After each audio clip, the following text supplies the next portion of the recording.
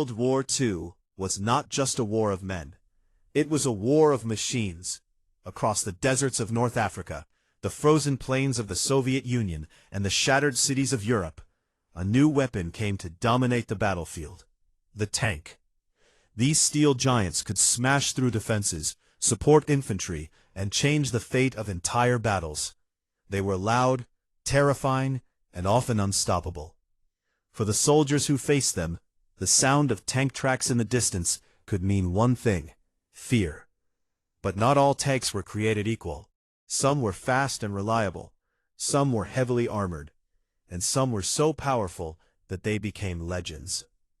Today, we're counting down the 5 tanks that left the biggest mark on World War II, not just because of their power, but because of how they changed the war itself. By the end of this video, you might be surprised by which machine truly deserves the #1 spot. Number 5. Panzer IV, Germany's reliable workhorse. When World War II began in 1939, Germany shocked the world with a new kind of warfare. Instead of slow trench battles like in World War I, Germany used speed, surprise, and coordination. This strategy became known as Blitzkrieg, lightning war. Tanks were at the heart of it. And among them, one machine quietly became one of the most important tanks of the war: the Panzer IV. At first, the Panzer IV was not meant to be a tank killer. It was designed to support infantry and destroy bunkers, machine gun nests, and defensive positions.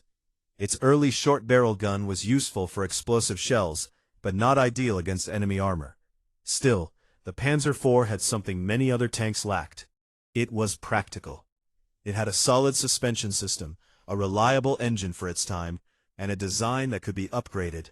That mattered, because war changes quickly. When Germany invaded France in 1940, the Panzer IV performed well. But in 1941, during Operation Barbarossa, German forces ran into a serious problem. The Soviet T-34 was better armored, faster over rough terrain, and more dangerous than expected. Germany needed an answer. So the Panzer IV was upgraded. Its short gun was replaced with a long-barreled 75mm cannon that could better penetrate enemy armor. Its armor was improved. Its battlefield role expanded. Soon, it became Germany's main medium tank. What makes the Panzer IV deserve a spot on this list is not raw power. It's versatility. It fought in Poland, France, the Balkans, North Africa, Italy, and the Eastern Front. It was everywhere. By the end of the war, it had become the backbone of Germany's armored forces. It may not have been the most feared tank, but without it, Germany's early victories would have looked very different. Number 4. M4 Sherman, the tank that won through numbers. If the Panzer IV was Germany's backbone, then the Sherman was the industrial symbol of Allied power. The Sherman tank represents something that often decides wars: production.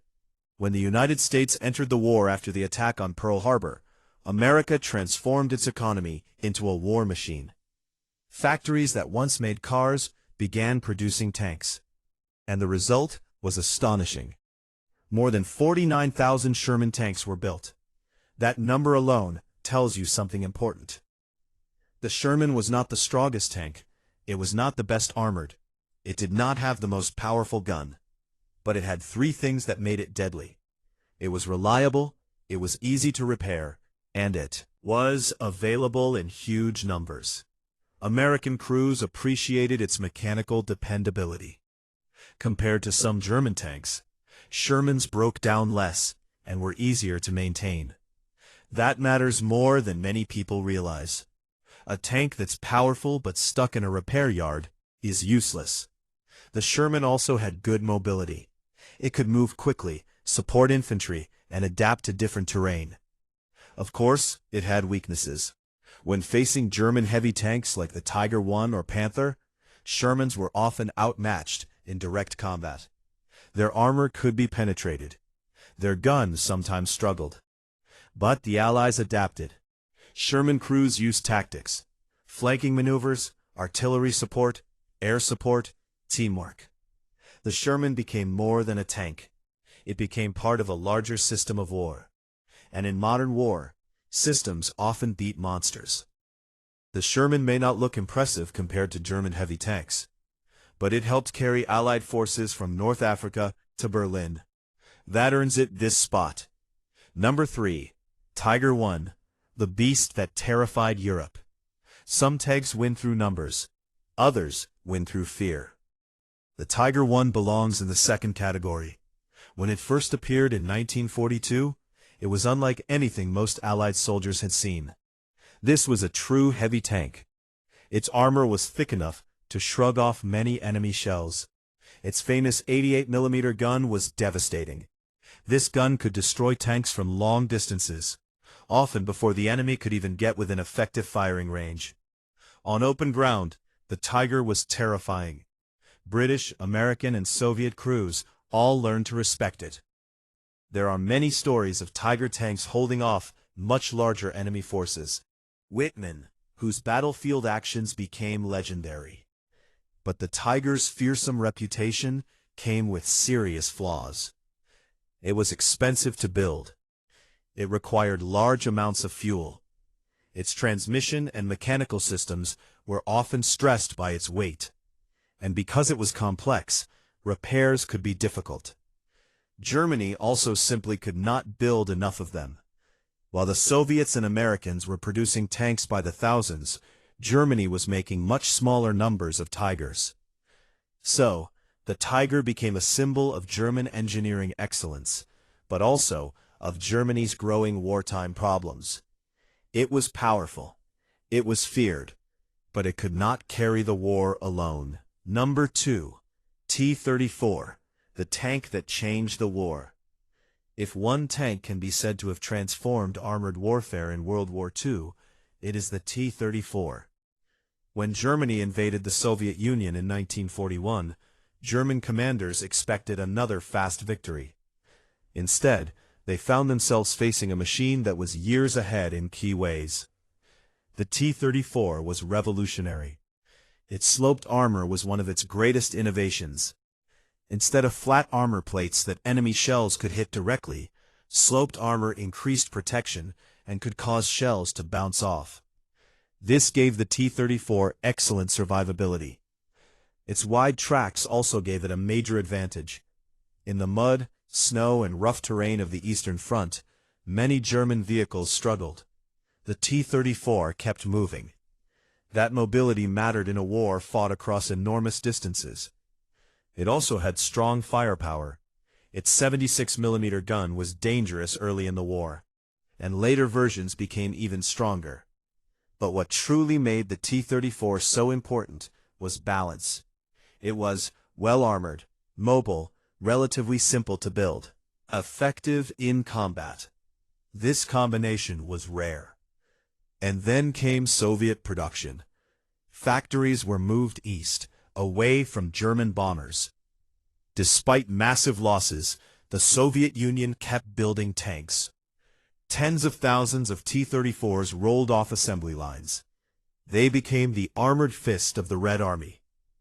From the defense of Moscow, to the Battle of Kursk, to the final push into Berlin, the T-34 was there. It didn't just survive the war, it helped decide it. Number 1. Tiger II, the ultimate steel monster. At number 1, we have perhaps the most powerful tank fielded during World War II, the Tiger II. Also called the King Tiger. This machine was designed to dominate everything in front of it. Its armor was extraordinary. From the front, it was so thick that many Allied tanks had almost no chance of penetrating it under normal conditions. Its gun was even more frightening.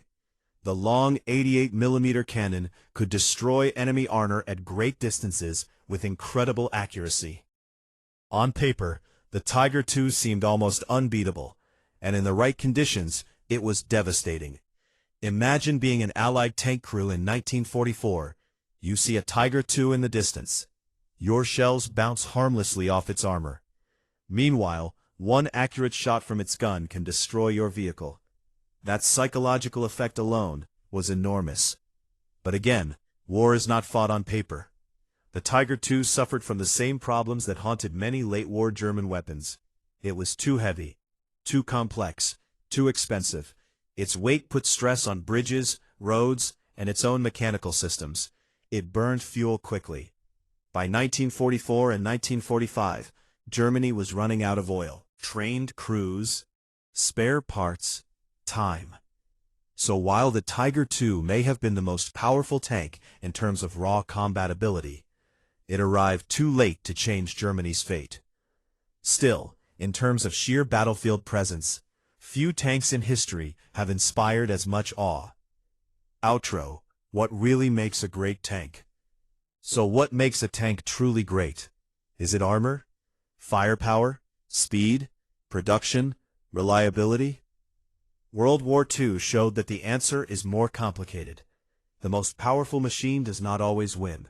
Sometimes the tank that matters most is the one that can be built, repaired, and used again tomorrow. That's why the story of these tanks is also the story of the war itself. Steel, strategy, industry, and survival. If you enjoyed this video, subscribe for more World War II stories, battles, and untold history. And tell me in the comments, which World War II tank do you think truly deserved the #1 spot?